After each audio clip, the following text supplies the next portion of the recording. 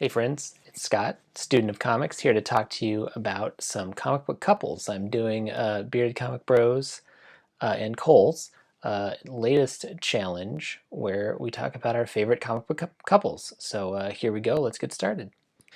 All right, so first up, we have a comic that you've seen before on one of these challenge videos I've done, but it's Daredevil 53 with Daredevil and Echo. It's probably more obvious to pick Daredevil and Elektra, and it's not a wrong choice. That cover Greg posted was great. But I just, I always liked the brief little fling that Matt and Echo had. So I just wanted to throw that one in there. And again, I just love this cover so much. So I had to put Daredevil and Echo in there. Next up, we got a little indie book that I don't know if everybody's heard of. It's called Saga. Of course, I'm joking. Of course, you've heard of it. But Alana and Marco, love them both. Loved them from the minute I read this book. This issue is actually signed by Fiona Staples. I stood in line for quite a while, and Fiona Staples signed a lot of stuff and did some sketches for folks. She also did a Stormtrooper sketch, which maybe I'll do as a little layover in this video if I think of it when I'm editing. So yeah, had to pick Alana and Marco. Definitely one of my favorite comic book couples. All right, this next one was challenging to get a cover for this, but I was able to dig one up. I'm only recently collecting all my kind of issues of Love and Rockets. I've really read the collections more, but I have to put, Maggie and Hopi on the list. Just for no other reason than just get people to read Love and Rockets. Maggie and Hopi are great. Really later on, there's Maggie and Ray. There's all kinds of loves and losses going on in this comic, spanning, 40 years at this point, 50 years maybe? 40 years, I think. Sounds more correct, but yeah, I just had to give a shout out to my girls, Maggie and Hopi there. Okay, and another sort of special shout out that I don't really have the issues for, but these digest editions I think are just so cool, so I was going to show them off. So from Strangers in Paradise we have Francine and Kachu. And if you haven't read Strangers in Paradise, definitely check it out. I know John's Comics with Kids has been reading it and loving it apparently. So John, if you ever want to chat about Strangers in Paradise, remember what I said? We could do a show, Perfect Strangers. That'd be our show. So yeah. Anyway, Strangers in Paradise, Kachu and Francine. Love this book. Love these two. Check it out. Next up, this is beginning the superhero portion of the show, and maybe mostly the Marvel portion of the show. But of course, I've always been a big Fantastic Four fan. And, Reed and Sue are problematic. Greg posted that great Sue and Namor cover. That's also maybe more right, but problematic. So I'm always going to stick with my guy, Ben Grimm, and my girl, Alicia Masters. They were just such a wonderful couple. I actually remember there was a comic, I don't remember all the details of it, but where, for whatever reason, Alicia had to be, I think, put into a coma or had to be made to forget Ben. I don't really recall exactly what it was, but basically they had to be split up for what I thought would be permanently, for what 13-year-old me thought would be permanently. And it made me so angry that I wrote in to Marvel Comics and said, hey, I can't believe you did this. I'm done with Fantastic Four forever, which obviously was not true. But yeah, that's how much I love this couple. So yeah, Ben Grimm, Alicia Masters. Next up, classic pick, Peter Parker and Mary Jane, or Spider-Man and Mary Jane, as you would maybe see from this cover. This book's kind of funny. I picked this up for, I think, $1 a few years ago at the last Frankenstein's comic swap. And I remember growing up, we had a set of encyclopedias, and there was a supplemental set for each additional year after you bought the encyclopedias, and there was one for 1987.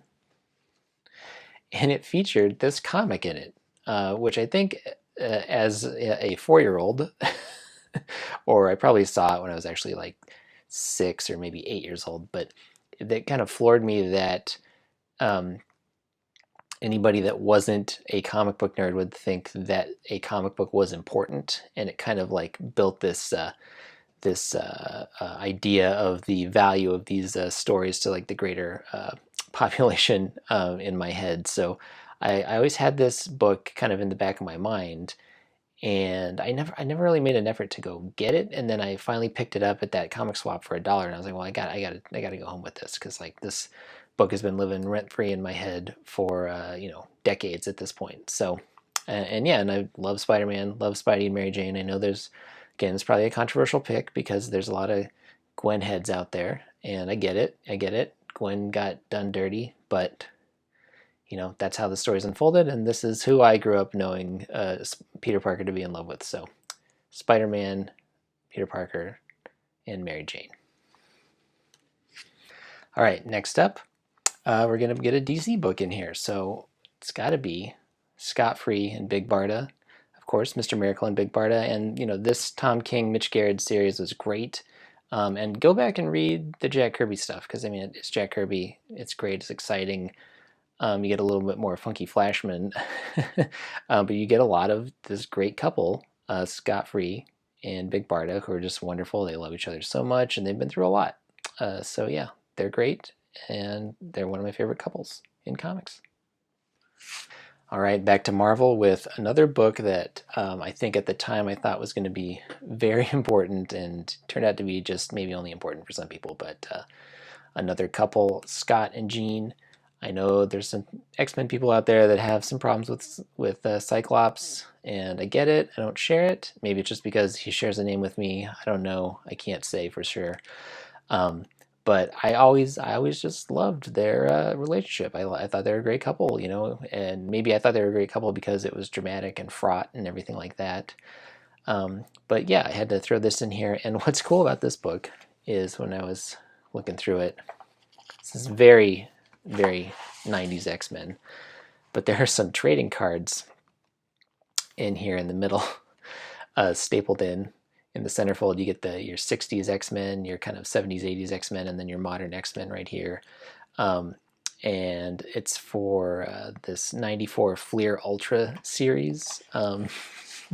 So yeah, and this great ad here. Which would you rather own? I think that's pretty amazing. So anyway, Scott and Jean, classic. And maybe I'm cheeseball, but I just think they're great. So another pick.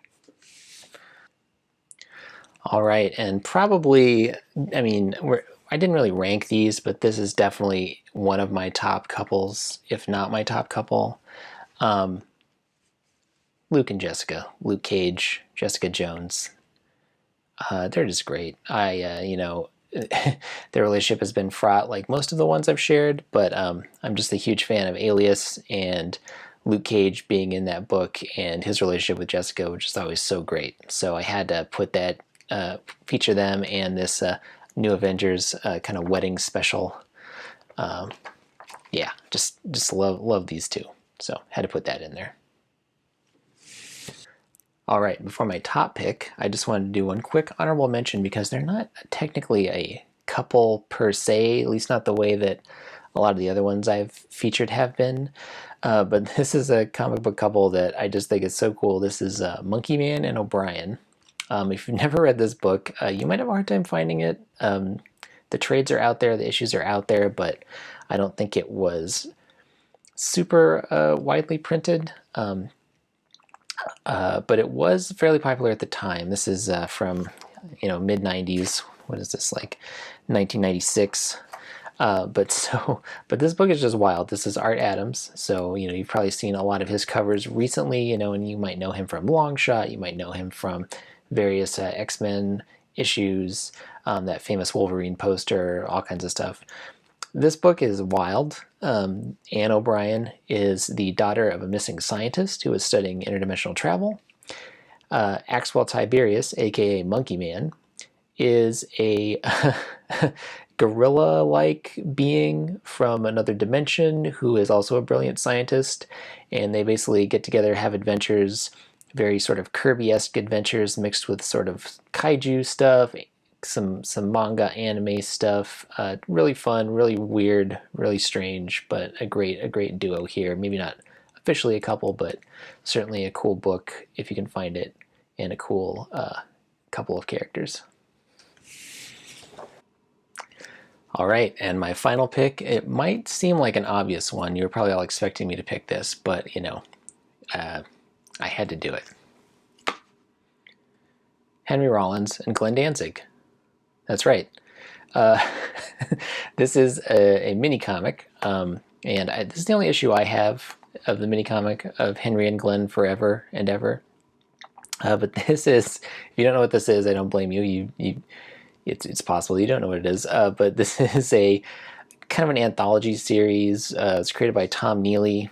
There's a number of people in here like Ed Lucy, Benjamin Mara, bunch of friends of of Tom Neely's. Tom Neely's is a kind of an indie cartoonist, small press cartoonist, and it's just the kind of the wholesome and adorable adventures of Henry Rollins and Glenn Danzig living together and dealing with their domestic life. It's really fun. Their neighbors are Hall & Oates, as you can see right here. They hang out with Rick Ocasek at one point. It's just a really fun, silly read. I believe that on Tom Neely's website, you might be able to find the collected edition of all of these. And if you can find the issues, you know, it's fun. I love buying these little mini comics like this. So, and there's actually a bit on the back here, which is the true story of Glenn's reaction to finding out about the original Henry and Glenn Forever book while being interviewed for Decibel magazine. So, yeah, anyway, this is my top couple in comics. I'm sure none of you saw that coming, and that's what I like to do, keep you all on your feet, keep you all on your toes. So, yeah, Greg and Cole, thanks again for putting together one of these cool challenges. I do have some other ideas in the works, so hopefully I'll be bringing those out to you soon. But in the meantime, remember, Jack Kirby should be on our money.